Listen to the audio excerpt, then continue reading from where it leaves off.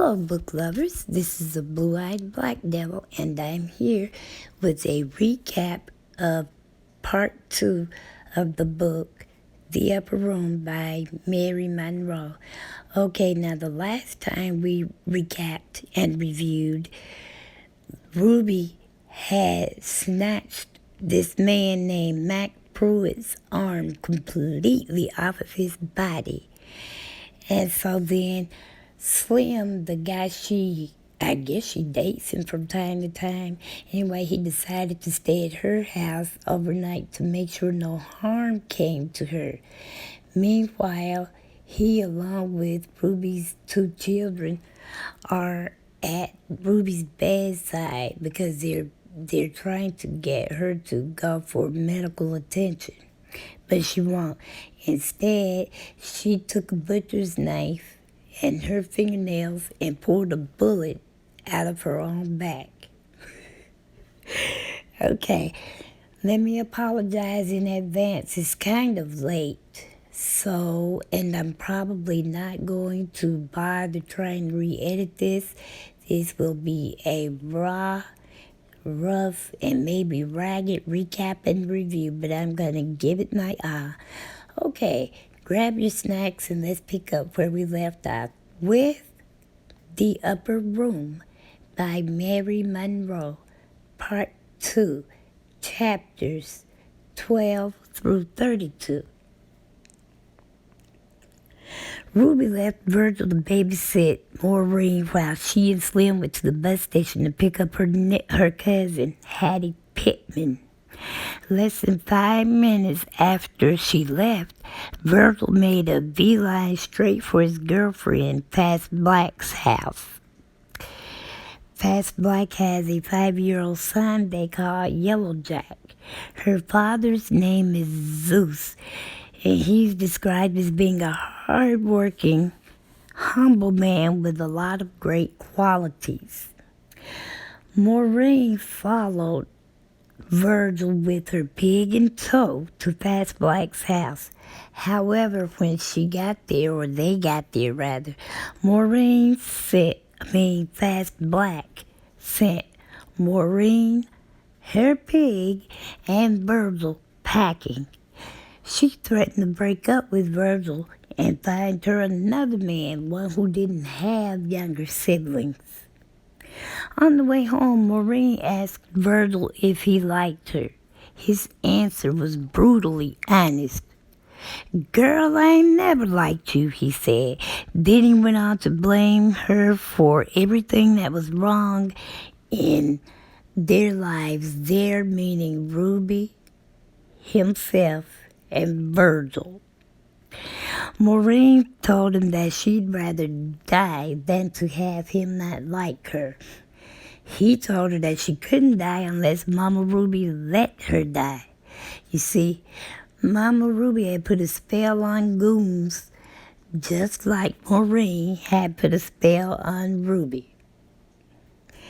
Fast Black's ex-boyfriend, Mo, had just gotten out of prison. He accused her of cheating on him with Virgil, who had already admitted to them dating for the last year. Mo slapped Fast Black down where she stood. She didn't do anything. She just got up, got her shotgun, and popped him straight in his neck. This is when Virgil ran home to get Mama Ruby. He needed her to work her magic to keep Fast Black from going to jail. When Ruby got to Fast Black's house, she was still in there talking about what she was going to do to Mo. Ruby told her to shut up, and then she forbade all the young folk from going back to Key Largo until she had a chance to go investigate, because every time they go, mischief and mayhem always ensues. She told Fast Black that she knew she wasn't going back down there because last time she went, meaning Fast Black that is, it took Ruby or whoever a month to get Fast back to being a Christian again.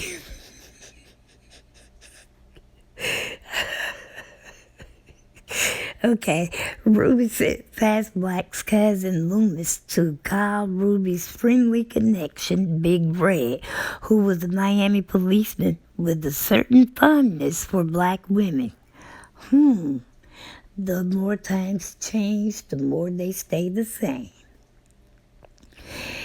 They concocted a lie saying that Mo accidentally dropped Fast Black's gun and it accidentally went off. Or, let's see, it accidentally went off. But Mo came around. He could only, when Mo came around, he could only gurgle. Henceforth, his name, his new name, or the name he became known by, is No Talk. Okay, a week after being shot by Fast Black, a week after being shot by Fast Black, mind you, No Talk and Fast Black got back together when Virgil confronted her with the rumors he'd heard about her going back to No Talk, or going back to No Talk. She got defensive. Why? She asked. Just asking, Virgil replied. No Talk took Fast Black to look at wedding rings. To her, he was a great catch because he went from being in prison and not holding jobs down to having a sizable disability check. The icing on the cake is that she knew he could never argue with her.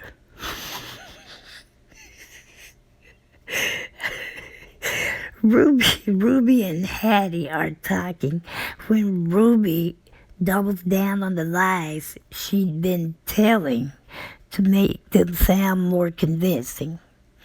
After she got through babbling on and on about her problems, it was Hattie's turn to unleash all of hers. After they were done, the conversation turned to Othello and it turned to Othello and her whereabouts. Ruby lied, saying that she went up north with a white man. Now come on, Ruby. We're in the mid to late 1950s, early 1960s in the American South. What black person, especially a black woman, would willingly go anywhere for any reason with a white man? I don't know. Evidently, Hattie's elevator didn't go to the top, or maybe she was afraid of Ruby. But looked to me like she should have questioned that. Okay, Hattie asked Ruby why she didn't come home to see her family. She said she was too ashamed to come home with children and no husband. Hattie then told her that one of her sisters, Flodell, had passed away 5 years prior. Two of her other sisters married men in the military, and now they live in other countries. But the other two sisters are married and still living in Shreveport. After hearing this, Ruby decided she should go visit her family after all, as she opened another beer with her teeth.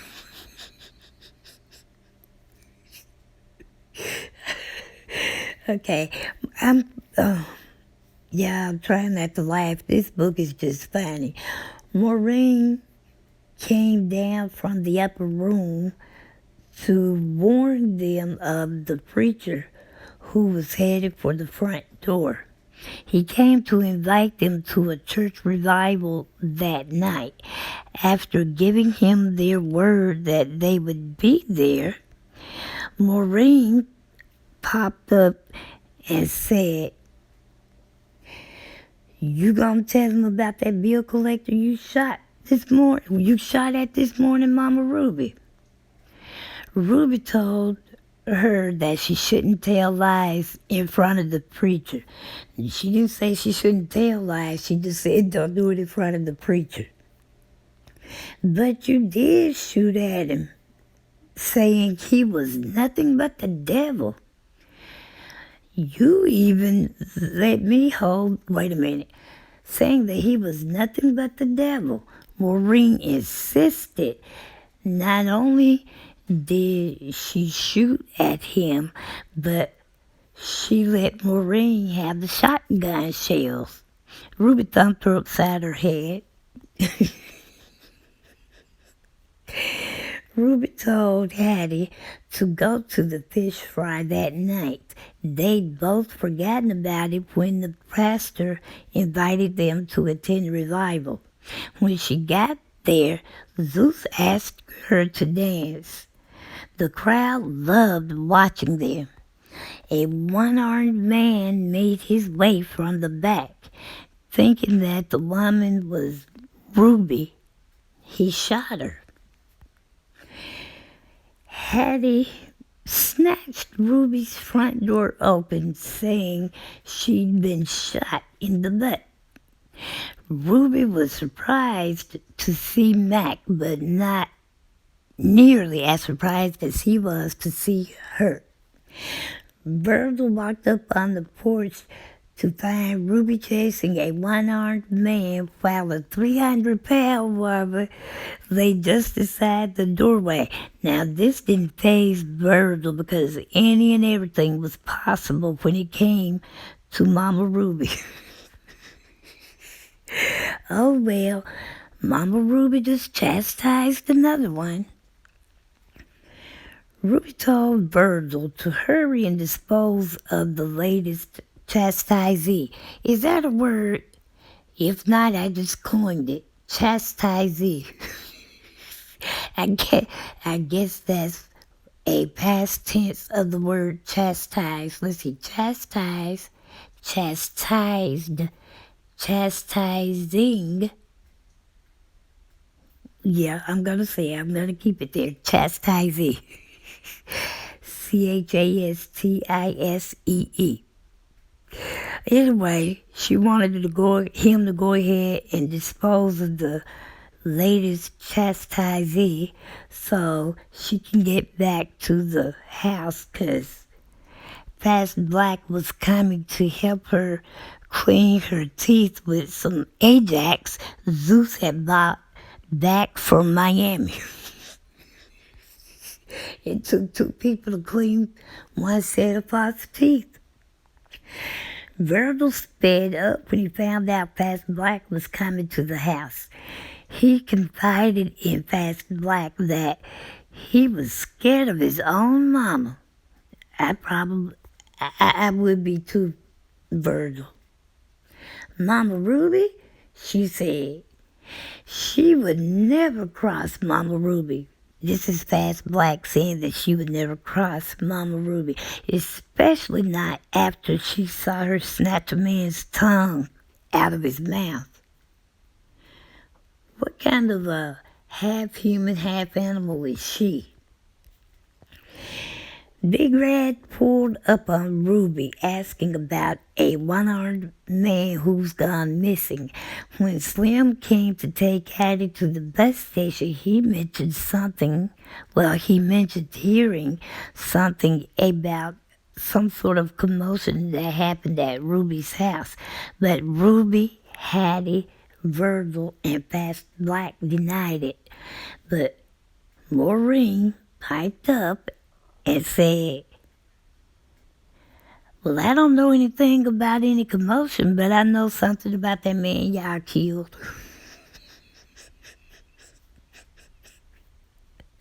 At this point, I just have to slap her. Hush, pardon that noise, guys. Virgil frantically ran up to Ruby, saying Maureen had run away from home because her pig was missing. Upon hearing this, Ruby fainted. She fainted on the porch, and the whole house shook. Fast Black went into the upper room, which was off limits to everybody except Ruby, the pastor, and Virgil. She went in there looking for Maureen, but she wasn't in there. Ruby forbade other boys and men from going in the upper room because she said they'd take the devil in there with them. Fast Black was not allowed to go in there because she was too much like a man, according to Ruby. Well, I'm pretty sure men thought the same about you, Mama Ruby. Okay. Fast Black didn't believe what she saw or how she felt being in the upper room. It looked and smelled like a funeral home to her. Yeah, it's probably some sort of dark shrine she had going on. Maureen stumbled upon a fisherman. I think I might have covered the recording button by mistake, so let's start this over. Maureen stumbled upon a fisherman. She told him she ran away because her pet pig, had been stolen and eaten. He told her to go back home. Meanwhile, Slim, and Pastor Teagues are questioning Virgil as to what was going on when that he didn't see Maureen leave the house. He lied and said that he was in the kitchen cleaning fish. Fast Black backed him up. When he got caught in his lie, he admitted that he and Fast Black were being intimate. He said she had an ocean between her legs that was hot as a stolen car. Maureen ran across the room and called him a lying baboon and slapped him. I would have too. I believe I've done it more than once. Okay, Fast Black asked if Mama Ruby was dead. Both Pastor Teagues and Slim thought she was.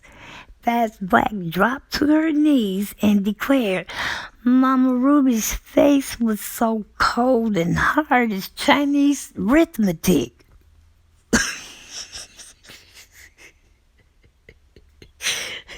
Okay, I've been blessed in my life. I haven't lost very many close loved ones to me or friends, but the few that I have lost, I can promise you not one time did any form of mathematics enter into my mind. Cold and hard as Chinese arithmetic. All right. The fisherman brought Maureen home, where she saw Mama Ruby passed out on the floor. She ran up to her and begged her not to be dead. When Ruby heard her voice, she came around, hugged Maureen close to her chest, and they both went to the upper room. The pastor, Slim, Virgil, and the fisherman all looked at each other and shrugged. Ruby, Irene, and Bishop Platt, this was the only friends that she had. This was the only couple, married couple that is. Anyway, let me repeat this. Ruby, Irene, and her husband, Bishop Platt, well, they were all sitting around drinking while Zeus read fortunes with playing cards. Virgil had gone into the military. The military police had come to tell her that Virgil was missing and presumed dead. Ruby left Zeus and Loomis in charge of her house while she and Maureen went to Louisiana. Ruby acknowledged that she had some truly good friends, especially since she wasn't from Florida. She then called for Maureen so they could go. Maureen came downstairs and said she hoped she didn't have to come back to that scary upper room. Ruby gasped, and had to be held up by 4 of her friends to keep her from falling to the floor. Well, that couldn't have been an easy feat. Maureen asked Ruby why was she so sad. She said she told Virgil not to go in the military. She said he just did it to spite Fast Black. Maureen said he did it to get away from her. Now, why would anybody want to get away from me? 'Cause you crazy, I guess, Maureen said. Everyone says you're crazy, except No Talk, and that's 'cause he can't.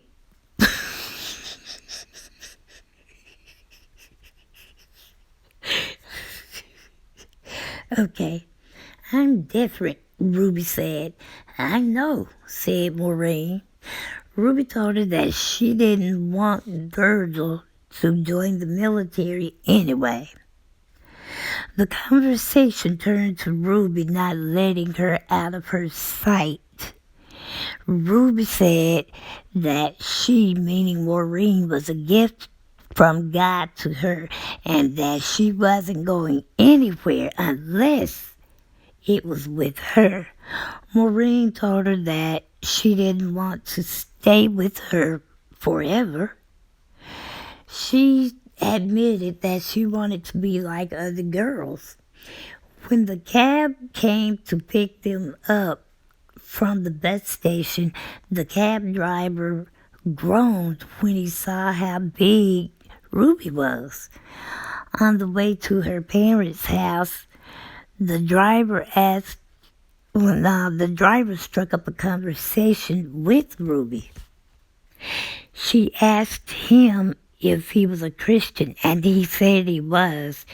She told him that she hadn't been to see her family in over 20 years. She blamed that on the devil as well. When they arrived at her parents' house, Ruby tried to get out of paying him, and she would have too if Maureen hadn't popped up and said, well, what about that money we stole from Roscoe last night?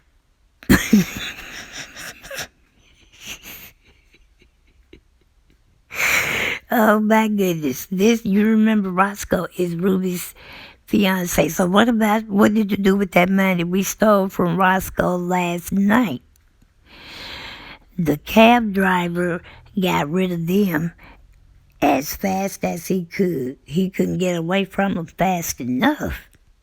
When they got in the house, Ruby was met by her grouchy daddy. She ran to him saying how much she missed him and how happy she was to be home. He asked where she'd been all that time and why are you so fat? You look like you've been swallowing watermelons whole.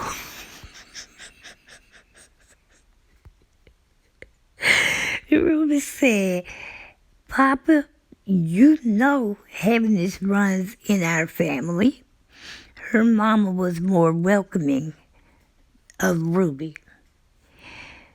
Ruby's mama, Ida, asked her why she didn't come home with Othello when she came for her mother's funeral.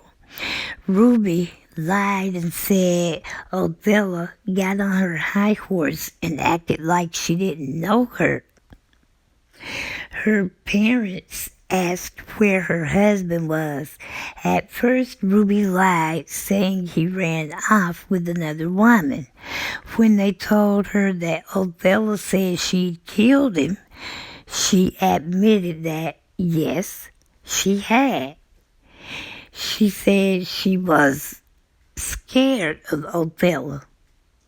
They didn't ask why? Okay. Ruby's dad asked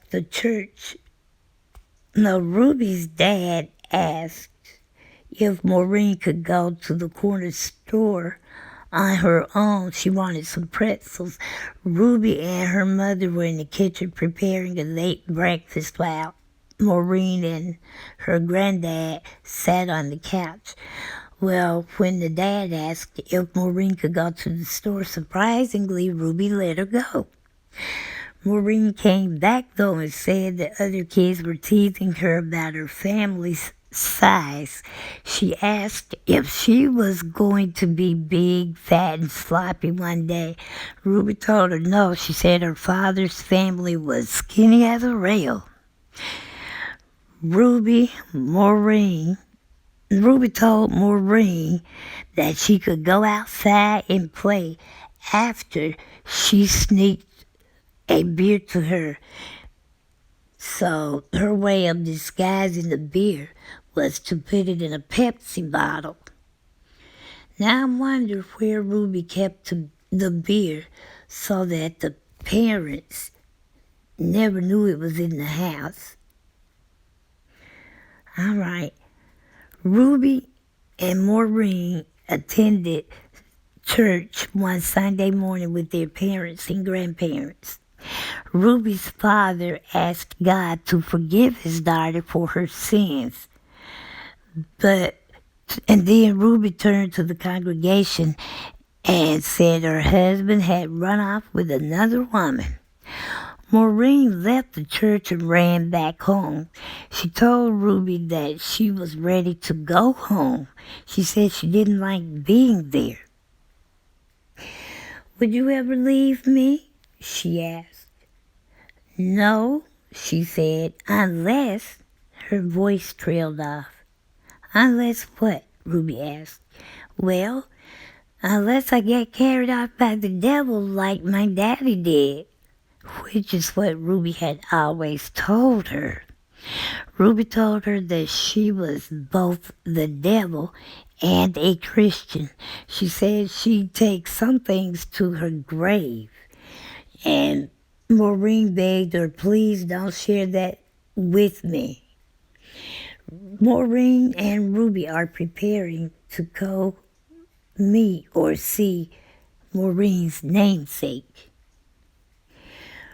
Ruby is spending time with her parents and two sisters, Carrie and Beulah, before she left.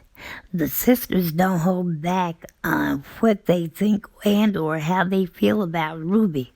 When Ruby lied about having a grand home in Florida, Carrie told her that Maureen told them that they lived damn near in the Everglades and that hens laid eggs on their sofa.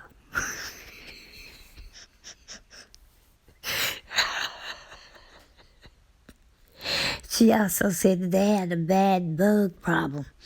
Now, I just found that funny that hens lay eggs on sofas.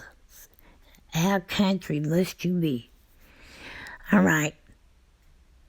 Both Beulah and Carrie married preachers and lived in comfortable houses close to their parents. Their daddy came to Ruby's defense by asking them where their husbands were. They replied they didn't know. He then says, well, neither of them were at church today, and their whereabouts are still unknown. Then he asked Ruby where was her husband, knowing he was dead. I guess he wanted Ruby to tell them that he was dead, so they wouldn't be able to just always be the goody goody two shoes. Everybody goes through something, I guess. Anyway, she admitted that she had, that he was dead. Then he said to her sisters, at least she knows where her husband is. Ruby's mom said, Carrie, didn't your husband go upside your head last month with a pop bottle? Then she asked Beulah, and then your husband get caught with his hand in the church treasury. So neither of them could locate Ruby. When Maureen found out they were leaving the next morning, she begged Ruby to leave that day. Beulah's only child, Lee Humphrey, lured Maureen upstairs on 3 different occasions and exposed himself to her. He told her to touch it. She said, what's wrong with it? Just touch it, girl, he said, and she finally did as she stared straight into his eyes. He tells her they'll do something different one day. The shake? She asked. Huh? He asked in confusion. She explained to him that she'd seen her brother and his girlfriend doing it. Lee's reply, we'll do some shaking, all right. On the bus ride from Shreveport to New Orleans, Maureen was filled with questions. Basically, what would she do if something were to ever happen to Ruby? Ruby told her that she hadn't planned on dying anytime soon. Maureen asked her, well now, and if you are the devil, why do you do so much battling with the devil? Ruby answered by quoting Bible verses. This is what she does when she realizes or thinks that Maureen is onto her, suspicious of her. She then asked, Maureen then asked, how could you get away with doing so much and still go to heaven? Ruby told her that she was too young to understand. And I guess I am too, because that's a great question, Maureen. After stopping to get snacks and drinks, Maureen realized she'd left her doll inside the store. Ruby told her she would buy her another one when they got to New Orleans, but no, she insisted that Ruby go back and get it. But when Ruby came back to get on the bus, it was gone. She went back inside the store and put a switchblade to a man's throat, ordering him to take her to New Orleans. She had to ride in the back of a pickup truck, but hey, she was there when the bus arrived 20 minutes later. All right now, all's well that rolls well. They made it to Maureen O'Leary's house. Now, Maureen had a stroke. Well, she'd had 2 strokes, and it left one of her arms partially paralyzed. She asked Ruby why she and Maureen left her. Then she asked Ruby where was her husband. Ruby gave her the same lie about her husband running off with another woman. But I guess Maureen saw right through that. She looked at Ruby and asked, Ruby, did you kill your husband? And once again, Ruby admitted that she had. She never hid the fact that she killed her husband. It was, I keep saying killed, I should say chastised. But she never Here's the fact that she chastised her husband. It was the other chastises that Ruby did not want to be questioned in connection to. Well, Ruby, what else you been up to? Maureen asked. In other words, moving on. Now, Ruby's daughter Maureen and Debbie, the daughter of one of Madame Maureen's workers, went to a store to get candy, I believe. Maureen saw what she thought was a parade and she wanted to go. Debbie tried to stop her from going because it wasn't a parade, it was actually a Klan rally. Maureen didn't know any better, so like I said, she wanted to go. And Debbie couldn't stop her. But the next thing they knew, a sharp switchblade came sailing through the air and it landed in the neck of a Klansman, killing him. Then Maureen confessed to throwing a rock and hitting that Klansman. Madame Maureen tried to convince Ruby to stay until the coast was clear, but nope. I don't know if I would have stayed either, Ruby. Now Maureen and Ruby have landed on Hattie's doorstep.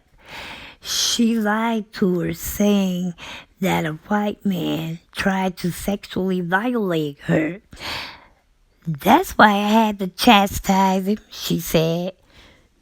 Hattie, like their family and friends before, believed Ruby. Okay, book lovers, this completes part 2 of this book, The Upper Room by Mary Monroe, chapters 12 through 32.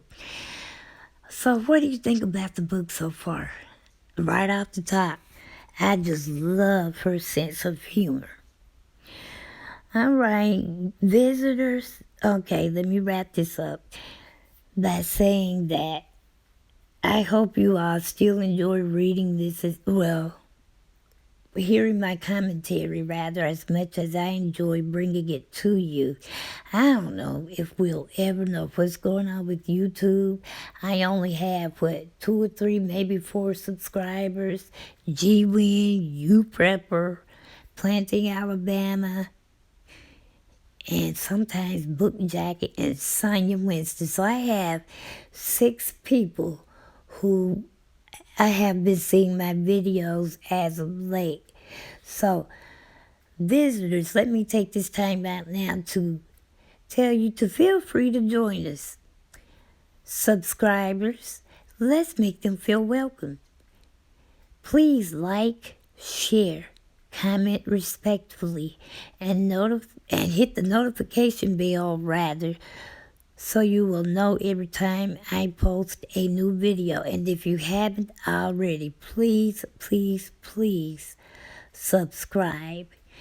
In the meantime, until we read again, book lovers, happy reading. Thank you for listening. Like I said, YouTube will eventually get it right, or I'll get it right with YouTube.